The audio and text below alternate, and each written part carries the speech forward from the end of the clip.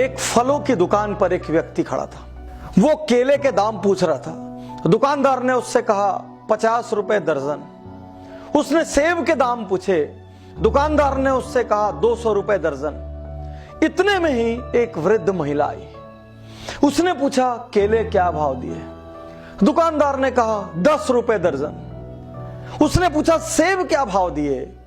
दुकानदार ने कहा 50 रुपए दर्जन। उस महिला ने अपने जेब से कुछ सिक्के निकाले और बड़ी छोटी सी मात्रा में फल लेकर वहां से चली गई। बाजू में जो व्यक्ति खड़ा था वो हैरान हो गया। उसने कहा अभी अभी आपने मुझे केले 50 रुपए दर्जन और सेब 200 रुपए दर्जन बताए और आपने इस महिला को इतना कम क्यों बताया? उस दुकानदार ने जवाब दिया, साहब इसका दुनिया में कोई नहीं है। ये मेरी दुकान पर आती है, मैं कई बार इसकी मदद करना चाहता हूं, इसको दान देना चाहता हूं, इसको फ्री में फल देना चाहता हूं, ये कभी नहीं लेती। इसमें इतना ज्यादा स्वाभिमान है और मैंने देखा है ये जब भी मेरी दुकान आती है उस दिन मेरी बिक्री कई गुना बढ़ जाती है। मुझे ऐसा लगता है ये मेरी दुकान आती रहे, ये मुझसे लेती रहे। इसकी मैं जैसे ही मदद करने की सोचता हूं मुझे लगता है ऊपर वाला उस दिन मेरी मदद करने लग जाता है। इसलिए मैं हमेशा इसको वो भाव बताता हूं जिस भाव पर ये फल लेके चली जाए और ऊपर वाला मुझ पे मेहरबान हो जाए। साथियों, कहावत है, जब आप दूसरों को देने के लिए अपनी जेब खोलते हैं, ऊपर वाला आपको देने के लिए अपना दिल खोलता है।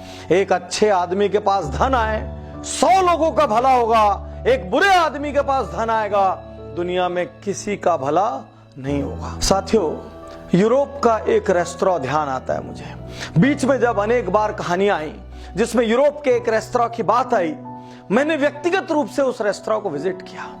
मैं वहां का आंखों देखा हाल बता रहा हूं। जब भी उस रेस्तरां में कोई व्यक्ति जाकर एक कॉफी ऑर्डर करता है अपने लिए, तो एक कप कॉफी मेरे लिए और एक कप कॉफी एनोनिमस के लिए। और एनोनिमस के लिए का अर्थ है वो 2 कॉफी के पैसे पटाता है। एक कॉफी वो खुद पीता है, दूसरी कॉफी का स्टिकर दीवार पे चिपक जाता है। कुछ देर बाद कोई गरीब, कोई अंडर प्रिविलेज, अफोर्ड न कर सकने वाला व्यक्ति आता है और उस दीवार से वो एनोनिमस वाला स्टिकर उठाता है, काउंटर पर लेके जाता है, कॉफी पीता है, चला जाता है। जाने लोग ऐसा किस किस चीज के लिए करते हैं। वो पिज्जा के लिए करते हैं, वो कॉफी के लिए करते हैं, वो बेकरी आइटम्स के लिए करते हैं, वो अपने लिए लेते हैं और साथ में एक किसी अनजान व्यक्ति को दान दे देते हैं। मैं धन्य हूं ऐसे देशों की मानसिकता पर, मैं धन्य हूं ऐसे लोगों की मानसिकता पर जहां इस तरीके की सोच है। आज मैं आपसे कहना चाहता हूं, यदि ऊपर वाले ने आपको सामर्थ्यवान बनाया है, जितनी सामर्थ्य हो दिल से दान करेंगे ना, 1 रुपए भी लाख रुपए के बराबर काम आएगा। और साथियों, एक बात आपसे और कहना चाहता हूं, जीवन में कभी कभी कभी रिटायर होने की मत सोचना। यदि आपको लगे मेरे पास बहुत हो गया है, मेरे को और जरूरत नहीं, मैं शांति से बैठ जाऊं, तो बस उस दिन अपना पेट भर लेना और जितना एक्स्ट्रा कमाओ दुनिया के लिए कमाना, उन लोगों के लिए कमाना जो आपके जितने भाग्यशाली नहीं है। आज वॉरेन बुफे 80 साल के हो गए, उसके बावजूद वो 1-1 मिनट कमाते हैं। बिल गेट्स हर क्षण उनकी कमाई करोड़ों से बढ़ती है, उसके बावजूद उन्होंने कमाना नहीं छोड़ा। ये दुनिया के सबसे विनम्र लोग हैं, ये खुद पे सबसे कम खर्च करते हैं, आज भी अपने पुराने घर में रहते हैं, आज भी सामान्य गाड़ियों में चलते हैं, आज भी लोवेस्ट लग्जरी में जीवन व्यतीत करते हैं, लेकिन ये कमाने में यकीन करते हैं क्योंकि उन्होंने दुनिया को बदलने की ठान ली है। किसी ने मलेरिया को मिटाने का ठाना है, किसी ने पोलियो को मिटाने का ठाना है, किसी ने हेपेटाइटिस मिटाने का ठाना है, किसी ने एड्स मिटाने का ठाना है, किसी ने प्रकृति बचाने का ठाना है। इन सब ने कुछ ना कुछ ठाना है। इसलिए यदि आप में कमाने की काबिलियत है मेरे दोस्त, तो कभी रिटायर मत होना। जीवन की अंतिम सांस तक कमाना, उन लोगों के लिए कमाना जो आपके जितने भाग्यशाली नहीं है। आज आपको संकल्प देता हूं, कल ही कुछ दान कीजिए। किसी को कुछ धन दान कीजिए, किसी को कहीं कुछ सेवा दान कर दीजिए, किसी को कोई दवाई दान कर दीजिए, किसी को शिक्षा दान कर दीजिए। कब तक अपने हाथों को ऐसा रखोगे? कभी मंदिर में मांगते हो, कभी मस्जिद में मांगते हो, कभी गुरुद्वारे में मांगते हो। अरे हाथ ऐसा करने की जगह हाथ ऐसा कर दो।